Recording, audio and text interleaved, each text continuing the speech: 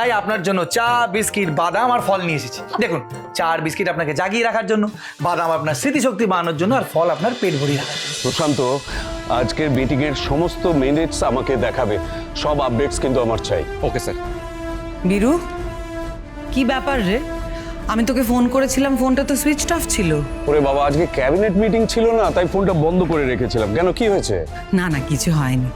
তোর প্রিয় খাবার রান্না করতে বলেছি তো, তাই জিজ্ঞেস করতে ফোন করেছিলাম যে দুপুরে তুই বাড়িতে খাবি কিনা। দিদি, তুই একটুও বদলালি না। সকাল থেকে কত মানুষ আমার কাছে আসে, কত রকম সাহায্য এক্সপেক্ট করে আমার কাছ থেকে। কেউ কেউ তো আড়াল থেকে আমার ক্ষমতা ব্যবহার করতেও চায়, কিন্তু তুই সবসময় ভাবিস আমি কিসে ভালো থাকবো, কি খাবো, কিসে আমার মঙ্গল। বাইরে যখন দেখি না যে একজন মানুষ তার আপনজনদের খোঁজ নিচ্ছে, তখন আমার মনে হয় আমার বাড়িতে একজন আছে যে আমার সবসময় ভালো ভাবছে, ভালো চিন্তা করছে, আর সে হলো আমার দিদি। আচ্ছা, শুভ কোথায়? শুভ তো শাওনকে ওর বাড়িতে নিয়ে গেছে বীরু। মামা, তুমি বলেছিলে না শাওন শুভর বোনের কাছে পড়াশোনা করবে? হ্যাঁ, বলেছিলাম তো। কাজের চাপে মাথা থেকে একদম বেরিয়ে গিয়েছিল।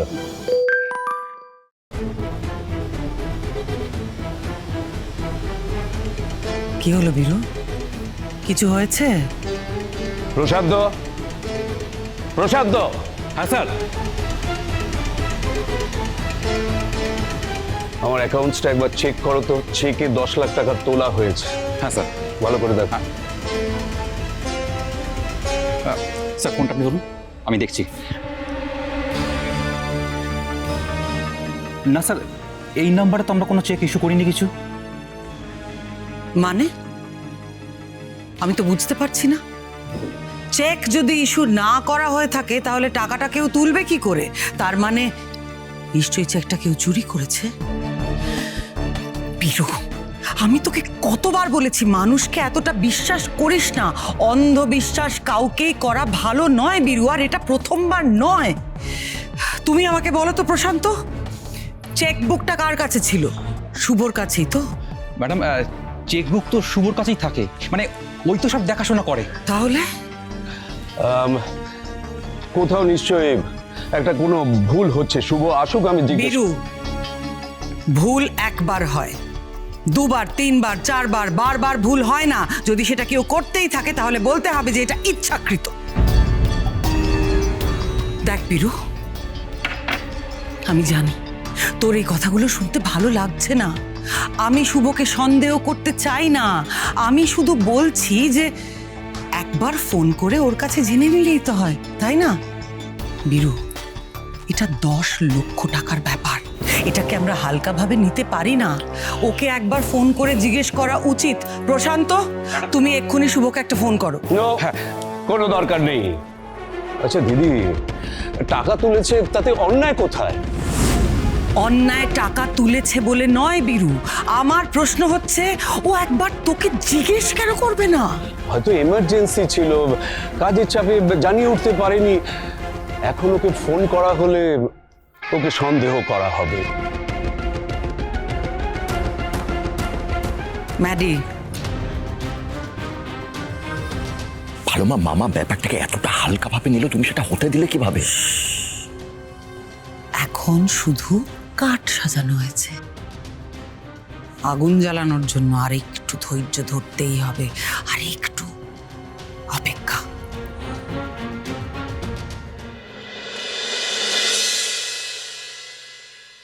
ওয়াও, শুভর তো বেশ বুদ্ধি শুদ্ধি হয়েছে দেখছি।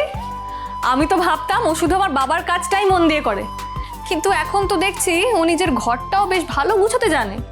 হে দেখ, বিছানার চাদরটা কেমন পরিপাটি করে গুছানো। এই, তুই এত চুপচাপ হয়ে গেলি কেন? কি হয়েছে? না, কিছু হয়নি। চল বই বের কর, পড়তে বসবি। এই না, তুই আগে আমাকে বল তোর মুডটা অফ কেন? আরে পরীক্ষায় তো ফেল আমি করেছি, তাও দেখ আমি কত হাসি খুশি থাকি। আর তুই তো কলেজ টপার, তোর তো আরো বেশি আনন্দে থাকা উচিত। রেজাল্ট দিয়ে সবার সব পরিস্থিতি বিচার করা যায় না শাওন। কলেজের পরীক্ষা ছাড়াও অনেক পরীক্ষা থাকে, যেসব পরীক্ষাতে হয়তো তুই খুব সহজে পাশ করে যাবি, কিন্তু আমার দ্বারা হয়তো সম্ভব হবে না। তুই ছাড় এসব কথা, অনেকটা সময় নষ্ট হয়ে গেল। তুই আয় তো বই বের করবি, আয়। না আরে না না না, তুই যতক্ষণ না আমাকে বলবি তোর কি হয়েছে ততক্ষণ আমি বই বের করব না। আরে বাবা, তোর এসব না শুনলেও হবে। না হবে না, আমাকে শুনতেই হবে। আমি না তোর বেস্ট ফ্রেন্ড? তাহলে আমাকে কেন বলবি না, বল তাড়াতাড়ি বল। আসলে আসলে আমি না ওকে চা এসে গেছে, চা এসে গেছে ম্যাডাম, চা এসে গেছে। এই তোমাকে এত কিছু আনতে কে বললো? ম্যাডাম, স্যার তো আর আমাকে এমনি এমনি দায়িত্ব দেননি, আর আপনি তো জানেন আমি আমার দায়িত্ব পালনে একদম ফাঁকি দিই না। এখন যদি আপনি ভালো পড়াশোনা করে ভালো রেজাল্ট না করতে পারেন তাহলে আমি স্যারকে কি মুখ দেখাবো বলুন তো? তাই আপনার জন্য চা, বিস্কিট, বাদাম আর ফল নিয়ে এসেছি। দেখুন, চা আর বিস্কিট আপনাকে জাগিয়ে রাখার জন্য, বাদাম আপনার স্মৃতিশক্তি বাড়ানোর জন্য, আর ফল আপনার পেট ভরিয়ে রাখার জন্য। আর ম্যাডাম, কথাটা শুনুন আগে আমার। এগুলো খেয়ে আপনি যদি পড়াশোনা করেন তাহলে ভালো করে মনোযোগ দিয়ে পড়তে পারবেন, আর ভালো করে মনোযোগ দিয়ে পড়তে পারলে আপনার রেজাল্ট ভালো হবে। Very simple. এত সিম্পল নয়। এত কিছু খাওয়ার যদি আমি এখন খেতে বসি তাহলে আমার একদিন লাগবে, তাহলে আমি পড়বোটা কখন? ম্যাডাম, এখন তো আপনি পড়বেন না, এখন আপনি বৃষ্টির কাছ থেকে শুনবেন। বৃষ্টি আপনাকে পড়ে শোনাতে থাকবেন, আপনি শুনতে থাকবেন, আর সাথে সাথে এটা খেতে থাকবেন। আপনি এখন খেয়ে নিন, আমি আসলাম। আরে আরে শুভ, আরে দেখেছিস বৃষ্টি, তো দাদাটা কেমন পাজি? বস।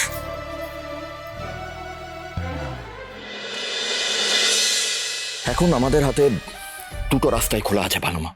একটা হলো শুভর প্রতি মামার যে বিশ্বাসটা আছে সেটাকে একেবারে ভেঙে নষ্ট করে দেওয়া, গুড়িয়ে দেওয়া। আর আরেকটা হলো মামার প্রতি শুভর যে আনুগত্য সেটাকে নষ্ট করা। কিন্তু ভালো মা, এই দুটো রাস্তা যদি বন্ধ হয়ে যায় তাহলে কিন্তু এই আগুনে পুড়ে ছারখার হয়ে যাব আমরা নিজে, আমরা ধ্বংস হয়ে যাব। না, আমরা এখানে ধ্বংস হতে আসিনি ম্যাডি। আমরা বীরেন্দ্র চক্রবর্তীকে ধ্বংস করতে এসেছি। এক মুহূর্তের জন্য জানো, এটা তুমি ভুলে না যাও। হ্যাঁ, আমি মানছি শুভ অনেকবার আমাদের জাল ফসকে বেরিয়ে গেছে, কিন্তু এবার আর ও সেটা করতে পারবে না। কারণ এবার এমন জালের মধ্যেও জড়িয়ে পেঁচিয়ে গেছে, সেই জাল ছিঁড়ে বেরোনো ওর পক্ষে কোনোভাবেই সম্ভব নয়। 10 লাখ টাকা ম্যাডি, 10 লাখ টাকা কিন্তু মুখের কথা নয়। কেউ একটা চেক দিয়ে 10 লাখ টাকা তুলেছে, যে চেক বুকটা শুভর কাছে ছিল। ওকে তো কৈফিয়ত দিতেই হবে। ভালো মা, আমি সবটা বুঝতে পেরেছি, কিন্তু তুমি তো দেখেছো শুভর ব্যাপারে মামা কিছু শুনতেই চাই না। আমি আর তুমি যতবার মামাকে গিয়ে শুভর ব্যাপারে কিছু বলতে চেয়েছি, প্রত্যেকবার আমাদেরকে খুব নেগলেক্ট করেছে মামা, কোনো পাত্তাই দেয়নি। এবার দেবে, এবার আর বীরু এটা এড়াতে পারবে না। আর এই এত বড় একটা সুযোগ আমিও নিশ্চয়ই ছেড়ে দেব না। আরে বাবা, শুভ যখন নিজে থেকে হাড়ি কাটে মাথা রেখেছে, বলি তো ওকে হতেই হবে। সেটা আর কবে হবে ভালো মা, কখন হবে? আমাকে কি করতে হবে? জাস্ট টেল মি, বলো আমাকে। না না না, তোকে কিচ্ছু করতে হবে না ম্যাডি। তুই শুধু চুপচাপ বসে একটা জায়গায় দেখে যা যে তোর ভালো মা কি করে। আসলে বিশ্বাস জিনিসটা না অনেকটা পাথরের মতো।